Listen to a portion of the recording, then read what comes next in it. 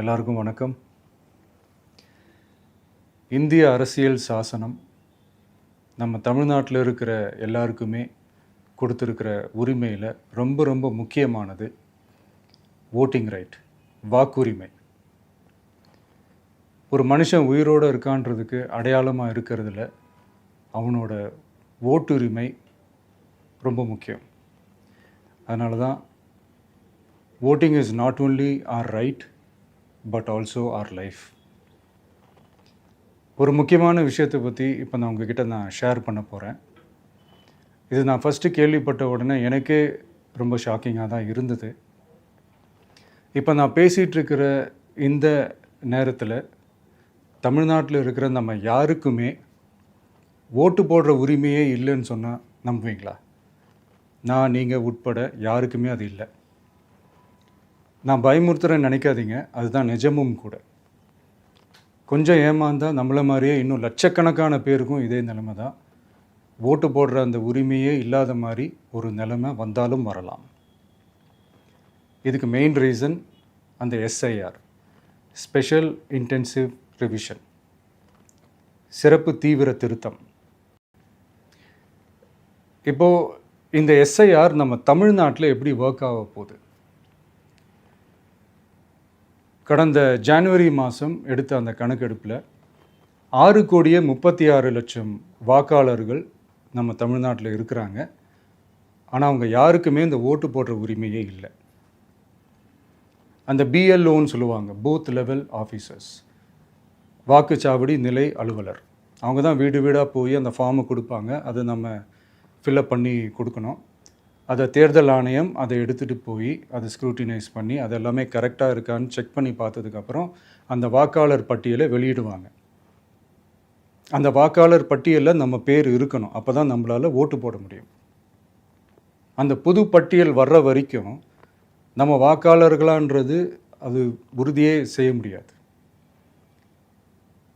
In case அந்த புது பட்டியலில் நம்ம பேர் இல்லைன்னா அது ஒரு தனி ப்ராசஸ், அது ஒரு தனி ஃபார்ம், அது ஒரு தனி கிளைம்ன்ற மாதிரி அது ஒரு வேறு வேலை. ஸோ இந்த மாதிரி நிறையா சிரமங்கள் குழப்பங்கள் இருக்கிறதுனால மக்களுக்கு இது மேலே ஒரு கன்ஃபியூஷன் ஒன்று இருக்குது. இது என்ன வெரிஃபிகேஷனா இல்லை ஒரு மறைமுக ரீரெஜிஸ்ட்ரேஷனா இல்லை இது ஒரு நியூ ரெஜிஸ்ட்ரேஷன் மாதிரியே தானா அப்படின்ற மாதிரி நிறைய கன்ஃபியூஷன் இருக்குது. அவங்க செய்ய வேண்டியதெல்லாம் ஒன்று தான். இந்த மாதிரி வீடு வீடாக போய் அந்த எனிமரேஷன் ஃபார்ம் நம்ம ஃபில்அப் பண்ணி கொடுக்கும்போது அதுக்கான அக்னாலேஜ்மெண்ட்டை அந்த பிஎல்ஓ அந்த ஆஃபீஸர்கிட்ட இருந்து நீங்கள் வாங்கிக்கணும். அது ரொம்ப ரொம்ப முக்கியம். இது நான் சொல்கிறது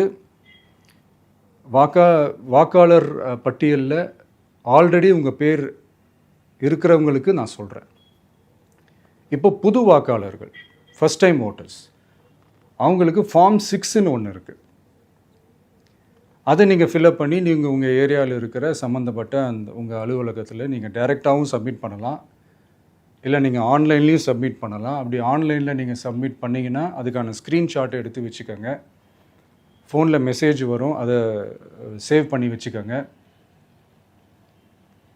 அப்ராடில் இருக்கிறவங்க கூட அந்த எஸ்ஐஆர் ஃபார்மை டவுன்லோட் பண்ணி நீங்கள் அதை ஃபில்அப் பண்ணி சப்மிட் பண்ணலாம். அதுக்கான அக்னாலேஜ்மெண்ட்டை வாங்கி வச்சுக்கோங்க. ரொம்ப முக்கியமாக உங்களோட பிஎல்ஓ அந்த ஆஃபீஸர் யாருன்னு தெரிஞ்சு வச்சுக்கோங்க. இந்த தேர்தல் ஆணையம் அந்த வெப்சைட்டில் போனீங்கன்னா அந்த பர்டிகுலர் பிஎல்ஓ ஆஃபீஸரோட ஃபோன் நம்பர் கூட நீங்கள் எடுத்து வச்சுக்கலாம்.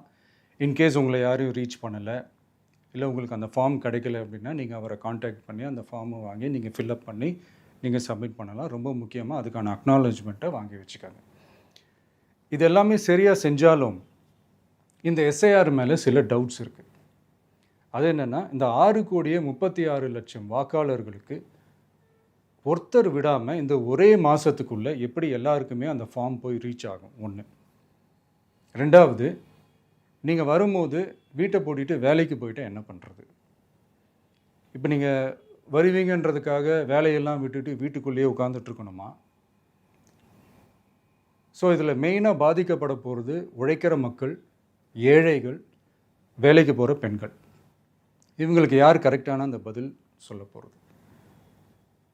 ஒரு நியாயமான எஸ்ஐஆர்னால் என்ன நடக்கணும்? இப்போது இறந்து போனவங்களை மார்க் பண்ணி அதுலேருந்து டிலீட் பண்ணணும். இப்போ போலி வாக்காளர்கள் இருந்தாங்கன்னா அவங்கள மார்க் பண்ணி டிலீட் பண்ணணும்.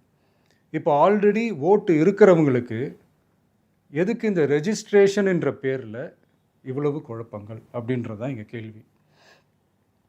இப்போ புதுசாக வர வாக்காளர்களையோ இல்லை ஓட்டு இல்லாதவங்களையோ சேர்த்தா பத்தாதா? இப்போ ரீசெண்டாக நடந்த இப்போ எலெக்ஷன் 2021, 24 எப்படி எல்லாருமே ஓட்டு போட்டோம்?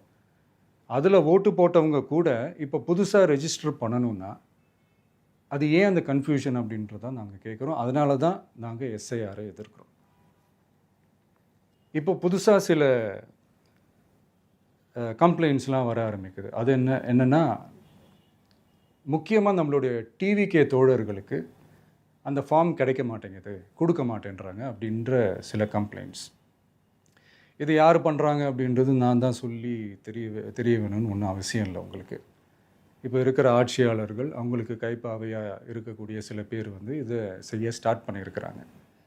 அதனால் மைடியர் வர்ச்சுவல் வாரியர்ஸ், இதை வந்து சாதாரணமாக எடுத்துக்காதீங்க. இது எல்லாருக்குமே அந்த ஃபார்ம் போய் ரீச் ஆகணும். இதில் ரொம்ப உறுதியாக இருங்க. அதையும் மீறி உங்களுக்கு அந்த ஃபார்ம் கிடைக்கலன்னா இருக்கவே இருக்கும் ஆன்லைன். தேர்தல் ஆணையம் அந்த வெப்சைட்டில் போய் அந்த ஃபார்மை டவுன்லோட் பண்ணி நீங்கள் ஃபில்அப் பண்ணி சப்மிட் பண்ணலாம். உங்கள் வீட்டில் இருக்கிறவங்களுக்கு நீங்கள் செஞ்சு கொடுங்க, பக்கத்து வீட்டில் இருக்கிறவங்களுக்கு செஞ்சு கொடுங்க, தெரிஞ்சவங்களுக்கு, தெரியாதவங்களுக்கு, பழகினவங்களுக்கு, பழகாதவங்களுக்கு எல்லாருக்குமே நீங்கள் தயவு செஞ்சு கொடுங்க. அண்ட் ரொம்ப முக்கியமாக நம்ம ஜென்சி கிட்ஸ், நம்ம ஃபஸ்ட் டைம் ஓட்டர்ஸ், நம்ம புது வாக்காளர்கள், நம்ம நண்பா நண்பிகள், அவங்க ரொம்ப கேர்ஃபுல்லாக இருக்கணும்.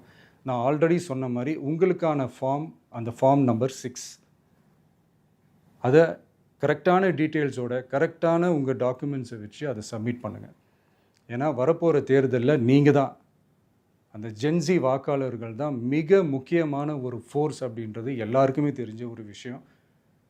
அதனால் உங்களை டிஸ்டர்ப் பண்ணுறதுக்கு, உங்கள் பேரை அதில் இன்க்ளூட் பண்ணாமல் செய்கிறதுக்கு என்னென்ன வேலைகள் செய்யணுமோ, என்னென்ன தில்லுமுள்ளு வேலைகள் செய்யணுமோ எல்லாமே அவங்க செய்வாங்க.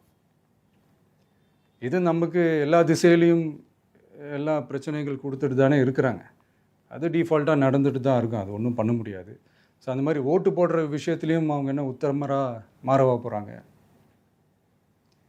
இப்போ நான் சில மீட்டிங்ஸ்லலாம் ரிப்பீட்டடாக ஒரு விஷயம் நான் சொல்கிறேன்ல, 2 பேருக்கு நடுவில் தான் போட்டி அப்படின்ட்டு.